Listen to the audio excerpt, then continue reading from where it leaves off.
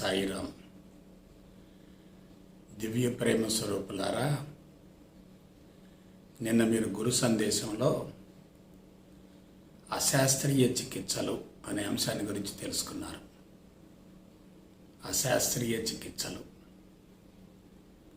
ఈరోజు ఆరోగ్యమే ఐశ్వర్యం అనే అంశాన్ని గురించి తెలుసుకోబోతున్నారు. ప్రస్తుతం చికిత్సా విధానాలన్నీ కూడా అశాస్త్రీయంగా ఉన్నాయి. ఎలా? మందుల ద్వారా కానీ, బాహ్యపరమైనటువంటి అంశాల ద్వారా కానీ ఆరోగ్యాన్ని అందించాలని చెప్పి అనేక రకాల వైద్య విధానాలు వెలుగులోకి వస్తున్నాయి. కానీ రుగ్మతలకు మూల కారణం ఎక్కడుంది? బాహ్యపరమైన అంశాలలో లేదు.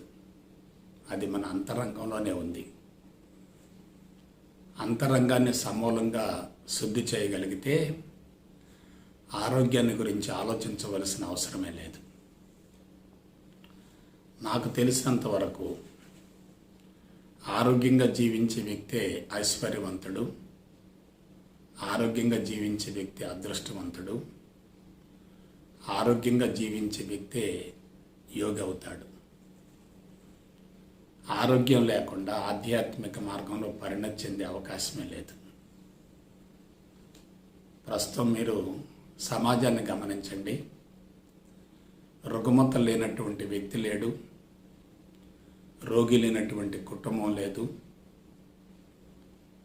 సమాజంలో రోగాలు విపరీతంగా పెరుగుతున్నాయి. కొన్ని జబ్బులకి మందులు ఉండటం లేదు, కొన్ని జబ్బులకి పేర్లు తెలియటం లేదు, మరికొన్ని జబ్బులకి కారణం కూడా తెలియటం లేదు. ఎప్పుడు ఎటువంటి మహమ్మారి ప్రజల్ని ఉక్కిరిబిక్కిరి చేస్తుందో అంతుపట్టకుండా ఉంది. వైద్యశాలలన్నీ కిక్కిరిసిపోతున్నాయి. Speciality hospitals, super speciality hospitals, multi speciality hospitals విపరీతంగా పెరుగుతున్నాయి. సినిమా హాళ్ళన్నీ కూడా నిల్ అవుతున్నాయి, హాస్పిటల్స్ అన్నీ ఫుల్ అవుతున్నాయి. ఒక వ్యక్తి ఆరోగ్యంగా ఉన్నాడనుకోండి, అతని జీవనయానం సజావుగా కొనసాగుతుంది. జబ్బులు పాలయ్యాడనుకోండి, అతని జీవిత పరమార్థం నెరవేరదు. ఆరోగ్యంగా ఉన్న వ్యక్తిని మీరు గమనించండి, జబ్బులతో బాధపడే వ్యక్తిని గమనించండి. ఒక వ్యక్తికి శారీరక ఆరోగ్యం ఉందంటే మనసు ఎంతో కొంత మేరకు ప్రశాంతంగా ఉన్నట్టే. శరీరం రుగ్మతలకు గురైందంటే మనసు తప్పనిసరిగా కలుషితమైనట్లే. కష్టపడి పనిచేస్తూ, కడుపు నిండా తింటూ, కంటి నిండా నిద్రపోతుంటే అంతకు మించినటువంటి సంపద ఏముంటుంది? ఇవాళ అందరూ కూడా బిజీ లైఫ్లో ఏమి కోల్పోతున్నారో తెలుసుకోలేకపోతున్నారు. ఆధ్యాత్మిక మార్గాన్ని కూడా పరిశీలించండి. చాలామంది స్వామీజీలు, బాబాలు, గురూజీలు కూడా రుగ్మతలతో బాధపడుతూ అదేవిధంగా మరణిస్తున్నారు. గతంలో కూడా కొంతమంది ఆధ్యాత్మిక మార్గంలో ఉండి దశాబ్దాల తరబడి సాధన చేసి కూడా అతి భయంకరమైన జబ్బులతో మరణించారు. అటువంటి వాళ్ళ చరిత్రలు మనం చదువుతున్నప్పుడు ఆధ్యాత్మిక మార్గం ద్వారా ఆరోగ్యం సంక్రమిస్తుందని బహిరంగంగా ప్రకటించడానికి అవకాశమే ఉండదు. ఎందుకంటే ఆధ్యాత్మికతను బోధించే వాళ్ళు కూడా దాదాపుగా సకల శాస్త్రాలు మొత్తం తెలిసి పురాణ ఇతిహాసాలలో పూర్తిగా పట్టు సాధించినటువంటి వాళ్ళు, వేద విజ్ఞానం తెలుసుకున్నటువంటి వాళ్ళు కూడా దశాబ్దాల తరబడి బోధిస్తున్నారు, కానీ ఆరోగ్యం ఉండటం లేదు. కొంతమంది గురూజీలు కూడా శిక్షణా తరగతులు నిర్వహిస్తున్నారు, కానీ మరొక వైపు మందులు మింగుతూ ఉన్నారు. నేను కూడా ఆధ్యాత్మిక మార్గంలో ప్రవేశించేటప్పుడు ఇటువంటి అనుమానాలు నాకు ఎన్నో కలిగాయి. ఎందుకంటే ఆరోగ్యం లభిస్తుంది అని చెప్పి మనం అనుకుంటున్నాం, కానీ మన కళ్ళ ముందే చాలామంది ఆధ్యాత్మిక మార్గంలో ఉండి దశాబ్దాల తరబడి సాధన చేసుకుంటూ కూడా జబ్బులు పాలవుతున్నప్పుడు, అదనంగా జబ్బులు పెరుగుతున్నప్పుడు ఇక ఆధ్యాత్మిక మార్గం పట్ల కూడా విశ్వాసం ఎలా కలుగుతుంది? మా శిక్షణా తరగతులకు హాజరయ్యే వాళ్ళు కూడా క్లాసులు జరిగినంత కాలం ఏ మందులు వాడటం లేదు. క్లాసులు పూర్తయి 2 నెలలు 3 నెలలు గడిచిన తర్వాత మళ్ళా మందులు మొదలు పెడుతున్నారు. ఇటీవల నేను ఒక సెల్ ఫోన్లో ఒక మెసేజ్ చూశాను. అదేమిటంటే, ఫలానా ఆకు కనుక వాడేటట్లయితే, ఫలానా ఆకు వాడేటట్లయితే మీ తెల్ల జుట్టు పూర్తిగా నల్లబడుతుందని చెప్పి ప్రకటనలు ఇస్తున్నారు. కానీ ఆ ప్రకటన ఇచ్చే వ్యక్తిని నేను గమనించాను, ఆయనకు అసలు జుట్టే లేదు. కొంతమంది ఒక ఆకు రసం తీసుకొచ్చి దీన్ని తాగేటట్లయితే మీరు గుర్రంలాగా పరిగెత్తుతారంటున్నారు. అరిగిపోయినటువంటి మోకాళ్ళు కూడా మామూలు స్థితికి వస్తాయి అంటున్నారు. టీవీలలో అడ్వర్టైజ్మెంట్లు బాగా పెరుగుతున్నాయి. దీనికి మూల కారణం ఏంటంటే చిట్కాలు పెరుగుతున్నాయి, శాశ్వత పరిష్కారం మాత్రం రావటం లేదు.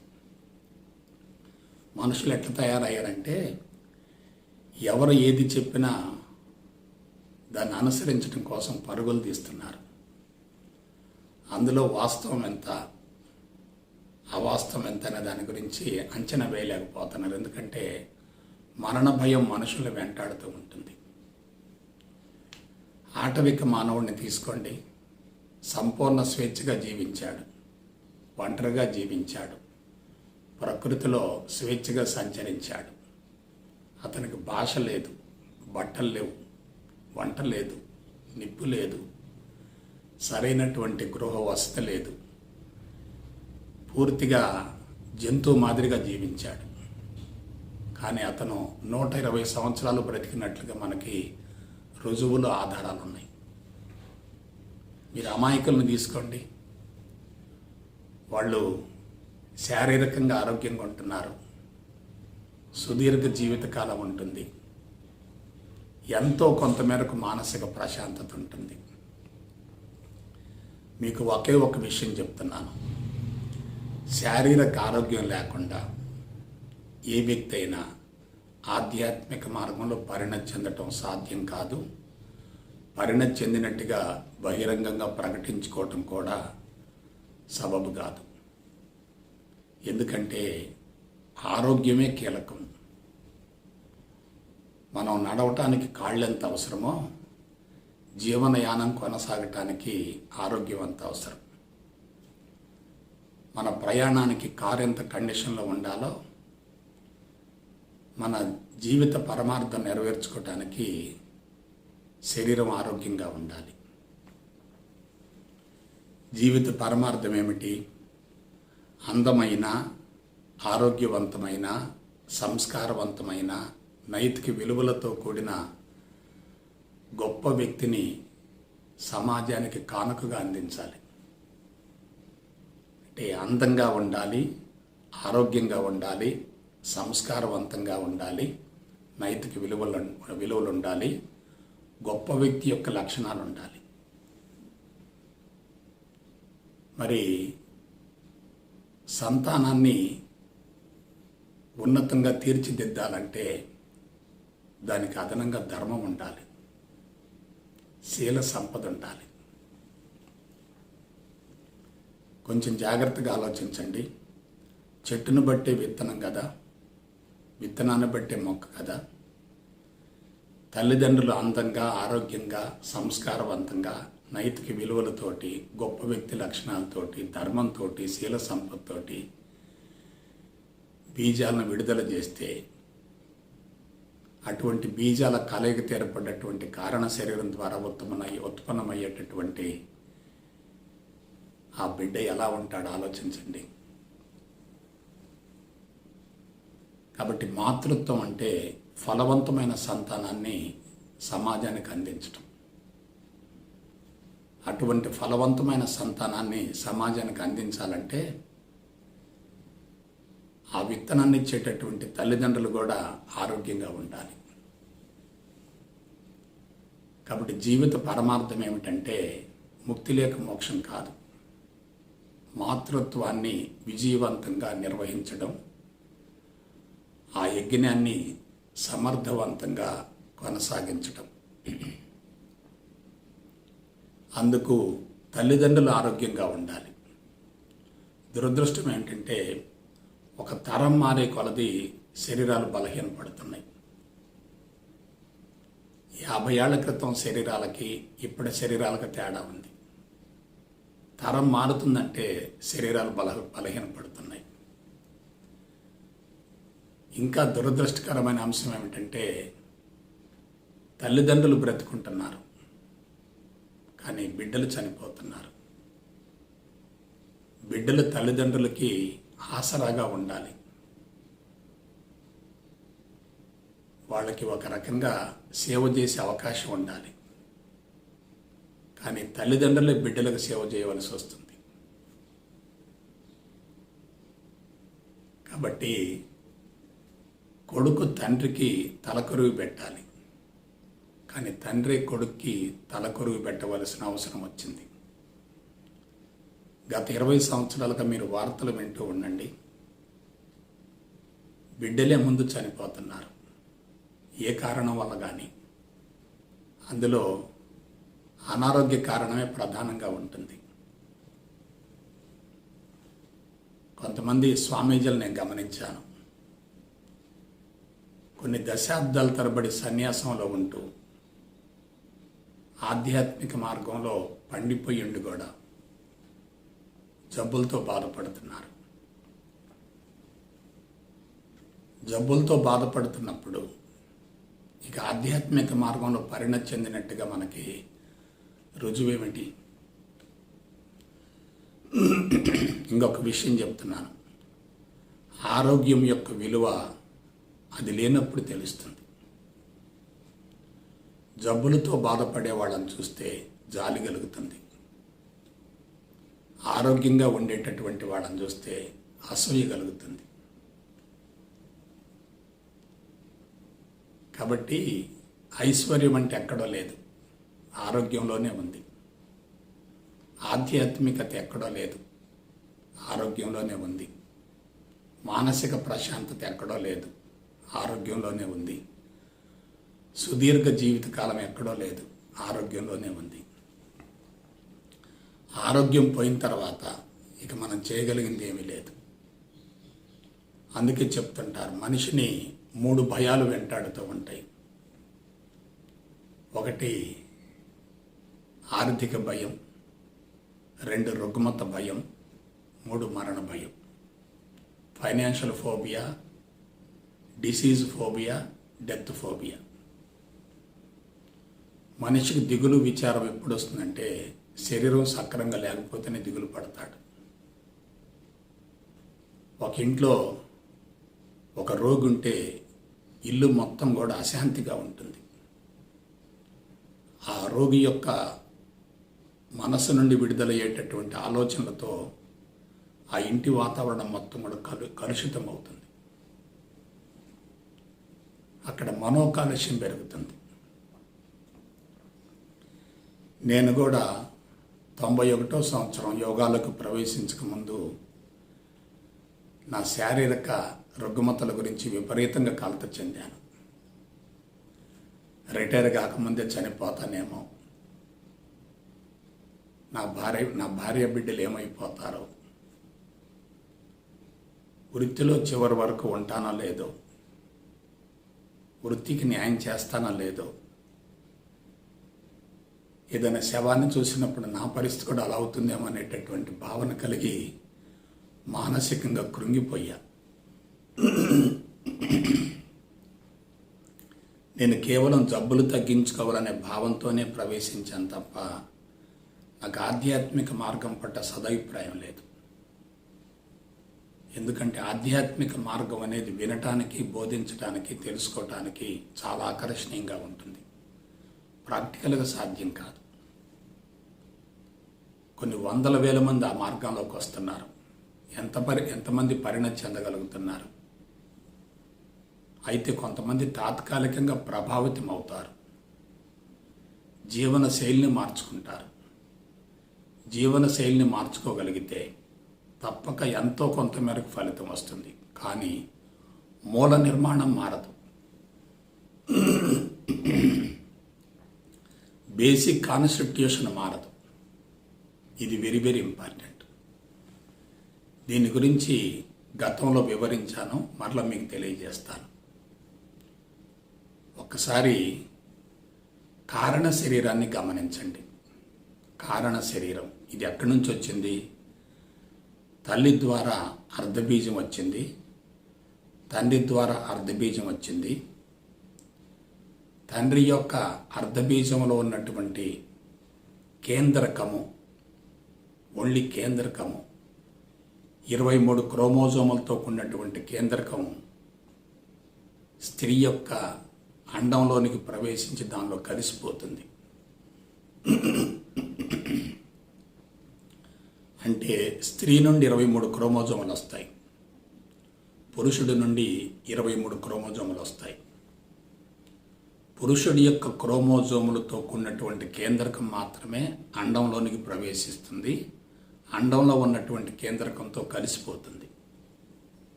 23 + 23 ఎంత? 46. ఆ క్రోమోజోముల్లో ఉన్నటువంటి ముడులు ఉంటాయి, ఆ ముడులే జీనులు అవుతాయి.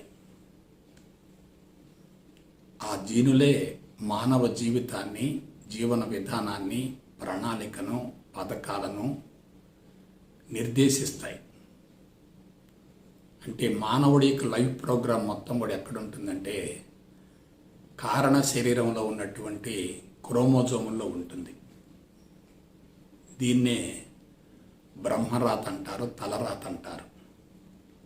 అదే కర్మల మూట, అదే కర్మల మాల, అవే సంచిత కర్మలు, అవే హెరిడిటరీ టెండెన్సీస్. సో మన జీవితాన్ని నిర్దేశించేది ఎవరంటే భగవంతుడు కాదు, తల్లిదండ్రులు. ఇప్పుడు నాకు చెప్పండి, తల్లిదండ్రులు ఆరోగ్యంగా ఉంటే బిడ్డలు అదృష్టవంతులు, తల్లిదండ్రులు జబ్బులతో బాధపడుతుంటే బిడ్డల దురదృష్టవంతులు. తల్లిదండ్రుల యొక్క పాపాలే బిడ్డలకు శాపాలు అవుతాయి. ఇవాళ శరీరం ఆరోగ్యంగా ఉంటే ఎంత సంపద ఉంటుందో మీరు ఆలోచించండి. శరీర అవయవాలు దెబ్బతింటే వాటిని మరలా తిరిగి రీప్లేస్ చేయడానికి కొన్ని లక్షల ఖర్చులు పెడుతున్నారు. ఒక వ్యక్తి హాస్పిటల్లో చేరాడంటే ఎంత ఖర్చు అవుతుందో మనం చెప్పలేం. పేషెంట్ని కావాలని చంపకుండా పొడిగిస్తూ ఉంటారు. ఎందుకంటే వైద్యశాలలన్నీ కూడా వ్యాపారాత్మకంగా మారాయి. వాళ్ళు కొన్ని వందల కోట్ల ఖర్చు పెట్టి హాస్పిటల్స్ నిర్మిస్తున్నారు. అది మరలా తిరిగి పొందాలి కదా. కాబట్టి కమర్షియలైజేషన్ ఉన్న దగ్గర మొరాలిటీ ఉండదు. కాబట్టి అందమైన, ఆరోగ్యవంతమైన, సంస్కారవంతమైన, నైతిక విలువలతో కూడిన గొప్ప వ్యక్తికి జన్మనిస్తే ఇంకా వాళ్ళకు ప్రాపర్టీ ఇవ్వాల్సిన అవసరం లేదు. ఇవాళ చిన్న వయసులోనే కళ్ళద్దాలు వస్తున్నాయి, చిన్న వయసులోనే బట్టతళ్ళు వస్తున్నాయి, చిన్న వయసులోనే ముఖంలో కళ దప్పుతుంది. 20 ఏళ్లలోపే చాలామంది ఇన్సులిన్ వాడుతున్నారు. పెద్ద పెద్ద ఉన్నత స్థాయి వర్గాల కుటుంబాలను మీరు గమనించండి, అసలు అందరికీ జబ్బులు ఉంటున్నాయి, అందరికీ జబ్బులు ఉంటున్నాయి. ఆ జబ్బులు కూడా సింగిల్గా ఉంటున్నాయి, హోల్సేల్గా ఉంటున్నాయి. కాబట్టి ఆటవిక మానవుడు అదృష్టవంతుడా, అమాయకుడు అదృష్టవంతుడా, ఆధునిక మానవుడు అదృష్టవంతుడా? మీరు ఆలోచించండి. ఏదైతే జీవితానికి అవసరమో దాన్ని పోగొట్టుకున్నప్పుడు ఇంక మనిషి సాధించేది ఏముంటుంది? అవసరమైంది పోగొట్టుకున్నప్పుడు, ప్రమాదకరమైంది పొందినప్పుడు అతని అంతరంగం ఎంత క్షోభిస్తుందో మీరు ఆలోచించండి. ఎలా జీవించావన్నది ముఖ్యం కాదు, ఎలా మరణించావన్నది చాలా ముఖ్యం. కాబట్టి ఆరోగ్యానికి మూలం ఎక్కడుంది, జబ్బులకు కారణాలు ఎక్కడున్నాయి అనే దాని గురించి మనం విశ్లేషించుకోవాలి. తల్లిదండ్రులు బిడ్డలకు ఇచ్చేటటువంటి ఆ 46 క్రోమోజోముల్లోనే మన ఆరోగ్య రహస్యం ఇమిడి ఉంది. క్రోమోజోములు కంటికి కనిపిస్తాయి, కానీ ఆ క్రోమోజోములలో కోరికలు సంకల్పాలతో కూడినటువంటి జీవుడు నిక్షిప్తమై ఉంటాడు. కోరికలు సంకల్పాలతో కూడినటువంటి జీవుడు నిక్షిప్తమై ఉంటాడు. అంటే జీవుడు కంటికి కనిపించడు, కానీ క్రోమోజోములు జీనులు కనిపిస్తాయి. క్రోమోజోములు జీనులను ఆధేయం అనుకుంటే, కోరికలు సంకల్పాలతో కూడినటువంటి జీవుడు ఆధారం అవుతాడు. కాబట్టి మనం ఏదైనా పని చేయాలంటే దేహం కావాలి కదా. కోరికలు, ఆశయాలు, సంకల్పాలు నెరవేరాలంటే ఆ దేహం ఆరోగ్యంగా ఉండాలి కదా. మన జీవనయానం సజావుగా కొనసాగాలంటే వాహనం కండిషన్లో ఉండాలి కదా. ఇవాళ ఏమవుతుంది?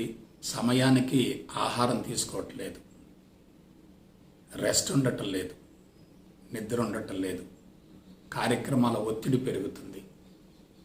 తత్ఫలితంగా మనసు కలుషితం అవుతుంది, శరీరం రోగగ్రస్తం అవుతుంది. దీని నుంచి బయటపడటం కోసమే అల్లోపతి వచ్చింది. ఆయుర్వేదం ఎప్పటి నుంచో ఉంది. ఇటీవల కాలంలో హోమియోపతి వచ్చింది. ఆ తర్వాత న్యాచురోపతి వస్తుంది. ఆ తర్వాత అనేక రకాల చిట్కా వైద్యాలు వస్తున్నాయి, నాటు వైద్యాలు వస్తున్నాయి. ఇవన్నీ కూడా మనిషికి శాశ్వతమైనటువంటి ఆరోగ్యాన్ని అందించడం లేదు. మూల కారణం ఏంటి? రుగ్మతులకు మూలాన్ని గురించి తెలుసుకోలేకపోతున్నారు. రుగ్మతులకు మూలం ఎక్కడుంది? ఆరోగ్య రహస్యం ఎక్కడుంది? 46 క్రోమోజోముల్లో ఉంది. 23 + 23 = 46. ఆ క్రోమోజోములలో 2 క్రోమోజోములు ప్రత్యేకంగా ఉంటాయి. ఒకటి ఎక్స్ క్రోమోజోమ్, ఒకటి వై క్రోమోజోమ్. 2 ఎక్స్ క్రోమోజోములు కలిస్తే ఆడబిడ్డ పుడుతుంది. ఒక ఎక్స్ వై క్రోమోజోమ్ కలిస్తే, ఒక ఎక్స్ ఒక వై క్రోమోజోమ్ కలిస్తే మగబిడ్డ పుడతాడు. కాబట్టి లింగాన్ని నిర్దేశించటం కూడా, సెక్స్ను నిర్దేశించటం కూడా క్రోమోజోముల్లోనే ఉంది. ఆ క్రోమోజోములు చిన్నప్పటి నుంచి, పుట్టినప్పటి నుంచి మరణించేంత వరకు దశల వారీగా ప్రకోపిస్తూ ఉంటాయి. ఇంకొక కీలకమైన విషయం చెప్తాను. క్రోమోజోముల స్వభావాన్ని బట్టి కోరికలు, సంకల్పాల యొక్క స్వరూపాన్ని బట్టి ఫిజికల్ బాడీ తయారవుతుంది. మరొకసారి చూడండి. క్రోమోజోముల యొక్క స్వభావాన్ని బట్టి, కోరికలు, సంకల్పాలు, ఆశయాల యొక్క స్వరూపాన్ని బట్టి ఫిజికల్ బాడీ తయారవుతుంది. ఎటువంటి శరీరం ద్వారానైతే కోరికలు, సంకల్పాలు నెరవేరుతాయో అటువంటి శరీరమే తయారవుతుంది. కాబట్టి మనం సరిచేయవలసింది దేన్ని? క్రోమోజోమ్స్ని సరిచేయాలి, జీన్స్ని సరిచేయాలి. ఆ క్రోమోజోమ్స్కి, జీన్స్కి మూలం ఎక్కడుంది? కోరికలు, ఆశయాలు, సంకల్పాలు మానసిక లక్షణాల్లో ఉంది. మనం ప్రకృతి పురుషుడు అంటున్నాం, ఇక్కడ కూడా ప్రకృతి పురుషుడు ఉన్నాయి. ఆధేయమో ఆధారం అంటున్నాం, ఇక్కడ ఆధేయం ఉంది, ఆధారం ఉంది. క్రోమోజోమ్స్ మొత్తం కూడా ఆధేయం, అవి నిక్షిప్తం చేసేటటువంటి కోరికలు సంకల్పాలు మొత్తం కూడా ఆధారం. ప్రకృతి అంటే కనిపించేది, పురుషుడంటే నడిపించేవాడు. ఈ నడిపించేవాడు ఎవరు? జీవుడు. సూక్ష్మ శరీరం, అంతఃకరణాలు, మేధస్సు, అది కంటికి కనిపించదు. మరి ఏం కనిపిస్తున్నాయి? 46 క్రోమోజోములు కనిపిస్తున్నాయి. ఇదంతా సైన్సు, జన్యుశాస్త్రం నిరూపించబడింది, త్రోసిపుచ్చబడే అవకాశమే లేదు. అందుకే నేను చెప్తున్నాను, పాశ్చాత్య దేశాల యొక్క సైన్స్ కావాలి, భారతదేశపు ఆధ్యాత్మికత కావాలి. రెండింటిని సమన్వయం చేయాలి. సమన్వయం చేస్తే పరిపూర్ణం అవుతుంది. ఒకదాన్ని ఆచరిస్తే అది పాక్షికం అవుతుంది. భారతదేశంలో ఆధ్యాత్మిక మార్గం అంతా కూడా దేశానికి ఉపయోగపడకపోవటానికి మూల కారణం సైన్స్ పరమైన అంశాలను విస్మరించడమే. క్రీస్తు పూర్వం నాడు సమస్యలు పెద్దగా లేవు, జబ్బులు పెద్దగా లేవు కాబట్టి వాళ్ళు భగవంతుని గురించి ఎక్కువగా వర్ణించారు. ఆత్మజ్ఞానాన్ని గురించి ఉపనిషత్తుల ద్వారా తెలియజేశారు. కానీ ప్రస్తుతం మానవుడు ఎలా ఉన్నాడు? ఆధ్యాత్మిక మార్గానికి రావాలంటే అతని ఆరోగ్యాన్ని గురించి ఆలోచిస్తున్నాడు. ఆధ్యాత్మిక మార్గంలోకి వస్తే జబ్బులు పోతాయనే భావంతో ప్రవేశిస్తున్నాడు. ఈ మార్గంలోకి ప్రవేశించిన తర్వాత జబ్బులు పోయాయి అనుకోండి, కొన్ని వందల వేల మందికి మార్గదర్శకం అవుతాడు, ఆదర్శవంతం అవుతాడు. జబ్బులు తొలగిపోలేదనుకోండి, మార్గంలోకి ప్రవేశించే లాభం ఏంటి? యోగాలోకి ప్రవేశించి కొంతకాలం సాధన చేసిన తర్వాత మరలా జబ్బులతో బాధపడుతుంటే అతను ఎవరికి ఎటువంటి సందేశాన్ని ఇవ్వగలుగుతాడు? నేను చెప్పేది అదే. మీరు నా జీవితాన్ని పరిశీలించండి, ఇంకా 10 ఏళ్ళు చూడండి, ఇంకా 10 సంవత్సరాలు చూడండి. నేను అనుసరించే విధానం ఇంతవరకు ఆధ్యాత్మిక చరిత్రలో ఎవ్వరూ అనుసరించలేదు. భయంకరమైన జబ్బులు. ఆ జబ్బులు ఎక్కడి నుంచి వచ్చాయి? జీన్స్ యొక్క లోపం, క్రోమోజోమ్స్ యొక్క లోపం. ఆ జీన్స్ క్రోమోజోమ్స్ ఎవరిచ్చారు నాకు? మా అమ్మ నాన్న ఇచ్చారు. 11వ సంతానం.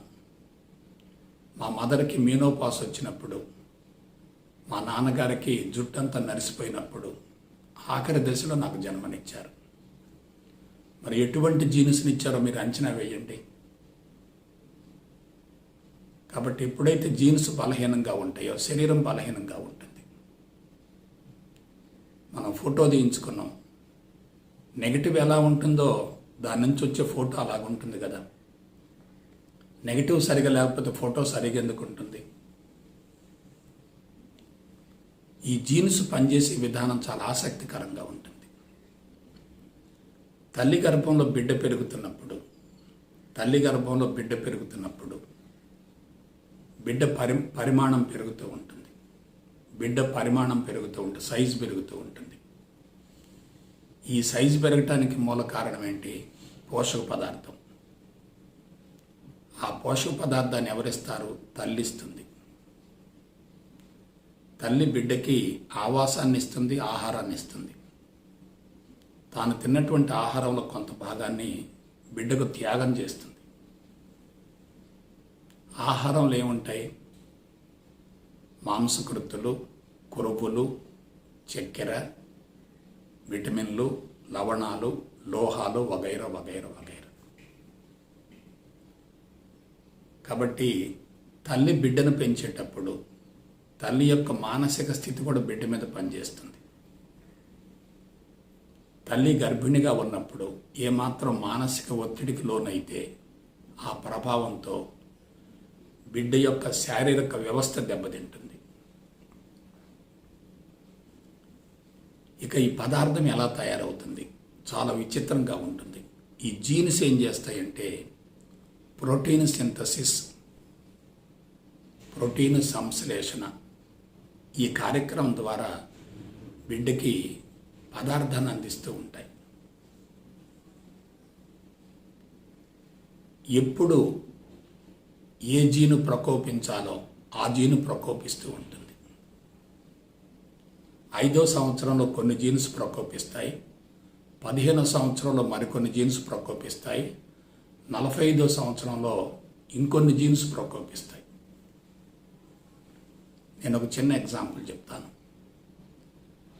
10వ సంవత్సరం వరకు పిల్లలకు శరీరం మామూలుగా ఉంటుంది. 12వ సంవత్సరం వస్తే పిల్లలకు అంగసౌష్టం పెరుగుతూ ఉంటుంది, అంగసౌష్టం ఏర్పడుతూ ఉంటుంది. మగబిడ్డలకి మీసాలు గడ్డాలు వస్తాయి, ఆడబిడ్డలకు వక్షోజాలు వస్తాయి. శారీరక వ్యవస్థ కాంతివంతంగా ఉంటుంది. దీనికి మూల కారణం ఏంటి? ఆ లైంగికపరమైనటువంటి లక్షణాలను ఏర్పరిచేటటువంటి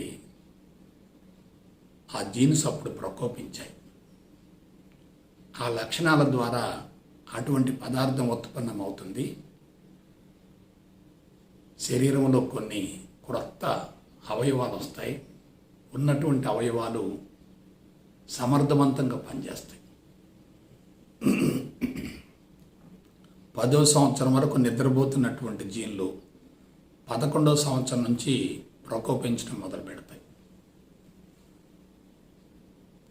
తల్లిదండ్రుల నుంచి బిడ్డలకు సంక్రమించినటువంటి ఆ జీనుల్ని సంచిత కర్మలు అన్నారు. జీవిత కాలంలో ఏర్పడేటటువంటి కర్మలకు సంబంధించినటువంటి జీనుల్ని ప్రారబ్ధ కర్మలు అన్నారు. వాటిలో ఏవి ప్రకోపిస్తే, ఏవి చర్యకు రెచ్చగొడుతుంటే వాటిని ఆగామి కర్మలు అన్నారు. ఈ కర్మలు ఏం కాదు, అవన్నీ జీన్సే. మనం ఉపరితలంలో మార్పును ఏర్పరచుకుంటే అవి జీన్లు ప్రభావితం చేయవు. లోతైనటువంటి మార్పు వస్తే జీన్స్ ప్రభావితం అవుతాయి. కాబట్టి మూల నిర్మాణం మారాలి, బేసిక్ కాన్స్టిట్యూషన్ మారాలి.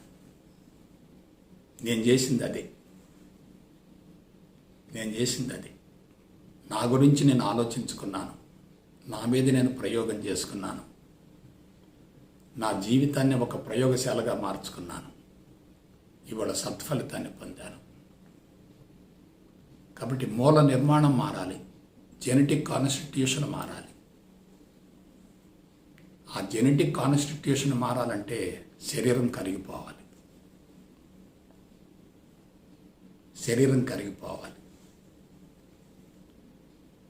దీనికి నేను చెప్పినటువంటి విషయాలు మరొకసారి నేను మీకు గుర్తు చేస్తాను.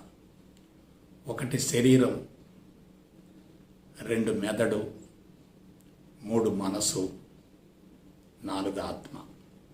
శరీరము, మెదడు, మనసు, ఆత్మ. శరీరం కంటికి కనిపిస్తుంది. దానికి ఆధారం ఏంటంటే మెదడు. మెదడు ఎముకల గూడులో ఉంటుంది, పుర్రెలో ఉంటుంది, సురక్షితంగా ఉంటుంది, భద్రంగా ఉంటుంది. ఎందుకంటే అది సున్నితంగా ఉంటుంది, మృదువుగా ఉంటుంది. అది ఏమాత్రం దెబ్బతింటే శారీరక వ్యవస్థ పూర్తిగా స్తంభించిపోతుంది. కాబట్టి మెదడు, ఆ మెదడుని నిరంతరం నియంత్రించేటటువంటిదే మనసు. ఆ మనసుకు మూలం ఏంటంటే, ఆధారం ఏంటంటే ఆత్మ. మళ్ళొకసారి చూడండి. శరీరము, మెదడు, మనసు, ఆత్మ. ఈ 4 కీలకమైంది ఏంటంటే మనసు. ఈ మనసులో కీలకమైనవి ఏమిటంటే త్రిగుణాలు: తమోగుణం, రజోగుణం, సత్వగుణం. ఎప్పుడైతే తమోగుణము, రజోగుణం ఎక్కువగా ఉండి సత్వగుణం తక్కువగా ఉంటుందో, తమోగుణం, రజోగుణం ఎక్కువగా ఉండి సత్వగుణం తక్కువగా ఉంటుందో, ఆ మనసు కలుషితం అవుతుంది. ఆ మనసులో ప్రాపంచిక సమాచారం విపరీతంగా ఉంటుంది. ప్రాపంచిక సమాచారం విపరీతంగా ఉన్నప్పుడు ఆ వ్యక్తి ప్రపంచంలో పరుగులు పెడతాడు. కోరికలు పెరుగుతాయి, టార్గెట్స్ పెరుగుతాయి, ఎయిమ్స్ పెరుగుతాయి. ఏదో సాధించాలి, సరిచెయ్యాలి, వాళ్ళని మార్చాలి, వీళ్ళని మార్చాలి, అది కావాలి, ఇది కావాలి, అంత కావాలి, ఇంత కావాలని చెప్పి పరుగులు పెడతా ఉంటాడు. రన్నింగ్ రేసులో ఉంటాడు. ఒక రకంగా చెప్పాలంటే మతి భ్రమించి ఉంటుంది. ఆలోచించండి. ఆరోగ్యాన్ని పోగొట్టుకునే విధంగా ఆస్తుల కోసం వెంపలాడుతున్నారంటే వాళ్ళు మెంటలోళ్లే కదా. ఆరోగ్యం పోయిన తర్వాత నీకు ఆస్తి ఉంటే లాభం ఏంటి? ఇవాళ హాస్పిటల్స్లో లక్షలు ఖర్చు పెడుతున్నారు, నెలల తరబడి హాస్పిటల్ ఉంటున్నారు, కానీ ఆరోగ్యం వస్తుందా? రావటం లేదే. మరి వీళ్ళు సంపాదించిందంతా ఏమిటి? మీరు ఆలోచించండి. చాలామంది వైద్య ఖర్చుల కోసం డబ్బులు మిగిలిస్తూ ఉంటారు, భవిష్యత్తులో ఏ జబ్బు వస్తుందని చెప్పి. కొంతమంది మెడికల్ ఇన్సూరెన్సులు చేస్తూ ఉంటారు, ఎందుకంటే జబ్బులు వస్తాయని ముందే ఊహించుకుంటారు. నేను ఒకటే చెప్తున్నాను, మనసు శుద్ధి అయితే మెదడు సమర్థవంతంగా పనిచేస్తుంది. మెదడు సమర్థవంతంగా పనిచేస్తే శరీరం ఆరోగ్యంగా ఉంటుంది. ఇది సీక్రెట్ ఆఫ్ హెల్త్. ఆ మనసు కలుషితం కావటానికి మూల కారణం ఏంటి? మనిషి ఒక్కటి కోల్పోతున్నాడు, అదే విచక్షణ. ఆధ్యాత్మిక మార్గంలో ఉన్నోళ్ళు కూడా కఠోర సాధన చేస్తున్నారు. అక్కడేదో ఉందనుకుంటున్నారు, పరుగులు పెడుతున్నారు, ఒకళ్ళతో మరొకళ్ళు పోల్చుకుంటూ ఉన్నారు. ఆ స్వామీజీ బాబాలాగా నేను ఉండాలనే భావంతో కఠినమైనటువంటి సాధన చేస్తున్నారు. కఠినమైన సాధనలు చేస్తే మనసు కూడా కాఠిన్యం అవుతుంది కదా. ఆలోచించండి ఒకసారి. కాబట్టి మనసులో ఉన్నటువంటి బలహీనతలే శరీరంలో రుగ్మతలు అవుతున్నాయి. ఆ శరీరంలో రుగ్మతలు సంభవించడానికి మూల కారణం మనసుకి శరీరానికి మధ్యలో మెదడుంది. శరీరానికి మనసుకు మధ్యలో మెదడుంది. ఆ మెదడు ద్వారానే ఈ బాడీ మొత్తం పనిచేస్తుంది. దీనికి ఒక ఎగ్జాంపుల్ చెప్తాను. మనకు సంచిత కర్మలు ఉన్నాయి, ప్రారబ్ధ కర్మలు ఉన్నాయి. సంచిత కర్మలు అలాగే ఉంటాయి, ప్రారబ్ధ కర్మలు కలుస్తూ ఉంటాయి. కాలగమనంలో సంచిత కర్మల్లో కొన్ని ఖర్చు అవుతూ ఉంటాయి, కానీ ప్రారబ్ధ కర్మలు పెరుగుతూ ఉంటాయి. సంచిత కర్మలు ఖర్చు అవుతూ ఉన్నప్పటికీ ప్రారబ్ధ కర్మలు పెరుగుతూ ఉంటే మనిషి ప్రపంచంతో విడరాని సంబంధం ఏర్పరచుకున్నాడని గుర్తుపెట్టుకోండి. నీకెంత అవసరమో అంత పొందటం వేరు, అవసరానికి మించి సమకూర్చుకోవాలని చెప్పి ఆరాటపడటం వేరు. అవసరానికి మించి సమకూర్చుకుంటే అది చెడు కర్మ ఫలమేగా. ఆలోచించండి. కాబట్టి మనసు కలుషితమైందనుకోండి, ఆ ప్రభావంతో మెదడు కలుషితం అవుతుంది. మెదడు కలుషితమైందనుకోండి, శరీర అవయవాలు సమర్థవంతంగా పనిచేయవు. ఇప్పుడు మనసు అంటే ఏమిటి? 4 భాగాలు. గతంలో చెప్పి మళ్ళీ చెప్తున్నాను. చేతన మనసు, ఉపచేతన మనసు, అంతర్చేతన మనసు, అధిచేతన మనసు. Conscious mind, sub conscious mind, inner conscious mind, super conscious mind. మనం 3 రకాల కర్మలు చెప్పుకున్నాం. అవి ఎక్కడుంటాయి చెప్తాను. ఆగామి కర్మలు చేతన మనసుకు సంబంధించినవి. ప్రారబ్ధ కర్మలు ఉపచేతన మనసుకు సంబంధించినవి. సంచిత కర్మలు అంతఃచేతన మనసుకు సంబంధించినవి. ఇప్పుడు మీకు ఒక సీక్రెట్ చెప్తాను. కొంతమంది ఆధ్యాత్మిక మార్గంలోకి వచ్చిన తర్వాత ఆరోగ్యాన్ని పొందుతారు,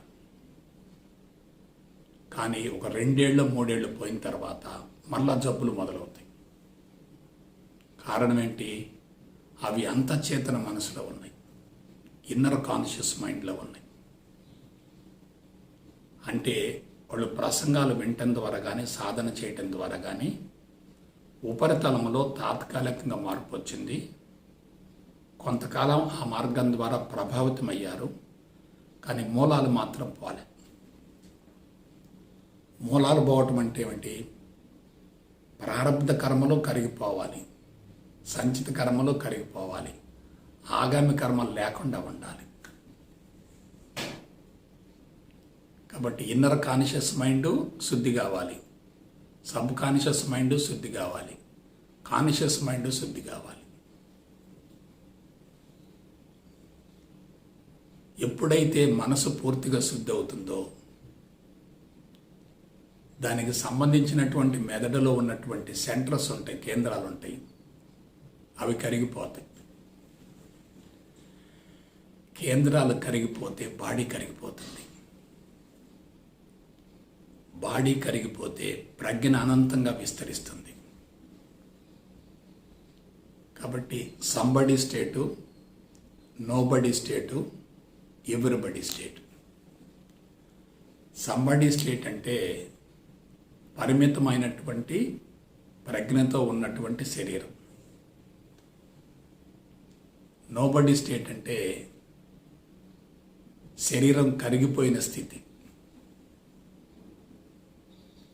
ఎవ్రీబడి స్టేట్ అంటే ప్రజ్ఞ అనంతంగా వ్యాపించిన స్థితి. శరీరం కరిగిపోయిన ప్రజ్ఞ పరిమితంగా ఉంటుంది, కానీ ప్రజ్ఞ అనంతంగా విస్తరించింది అనుకోండి, అదే ఎవ్రీబడి స్టేట్.